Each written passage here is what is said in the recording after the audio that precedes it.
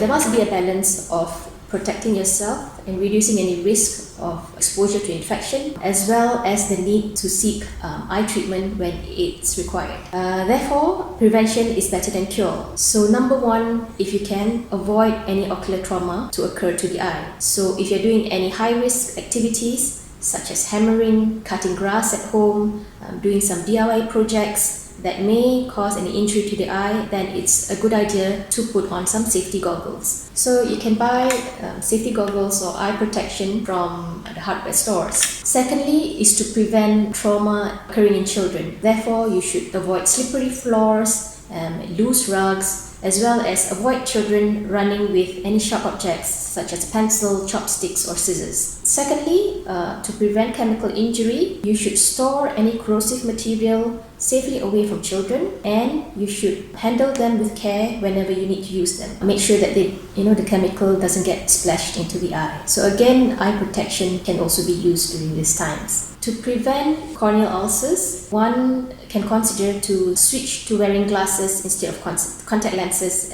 at this point of time. So if you're at home, mostly you're doing near work, and if you can do without contact lenses, then that is well and good. Currently, there's no strong evidence to suggest that wearing contact lenses predisposes you to COVID-19 infection, and this has been stated by the USA CDC, Center for Disease Control. But common sense prevails. Sometimes wearing contact lenses, in those who have dry eyes, you tend to touch your eyes more often, so you could consider switching to glasses, especially if you're going out, whenever there might be a risk of exposure to infection, because this will prevent you from touching your eyes, nose, face and mouth. But again, glasses themselves do not protect you from any eye infections. You still need to clean your glasses frequently. For those who do wish to continue using your contact lenses, just make sure that you keep a strict hygiene of cleaning the contact lens. Therefore, daily disposables are best, because you don't need to keep them overnight and clean them. For the monthly disposables, then you must make sure the cleaning is done thoroughly. Do not store old solutions, because this can harbor bacteria and microorganisms. Also, do not wear it for a prolonged period of time, not more than 8 hours a day, and do not sleep with the contact lenses. Another point in trying to prevent ocular complications or eye emergency is to control any medical conditions that you have.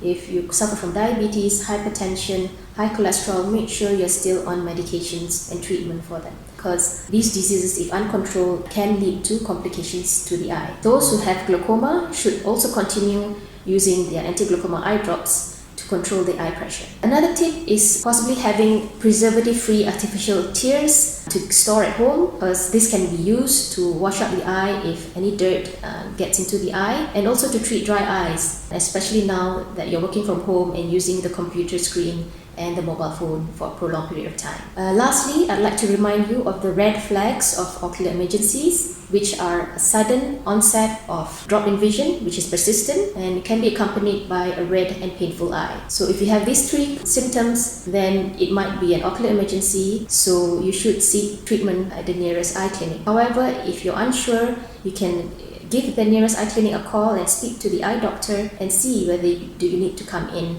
or can it be treated at home. I hope you have enjoyed this video and it has given you a clearer picture of what an eye emergency is and what you can do at home or what you can do before coming in, and I look forward to seeing you at my next video.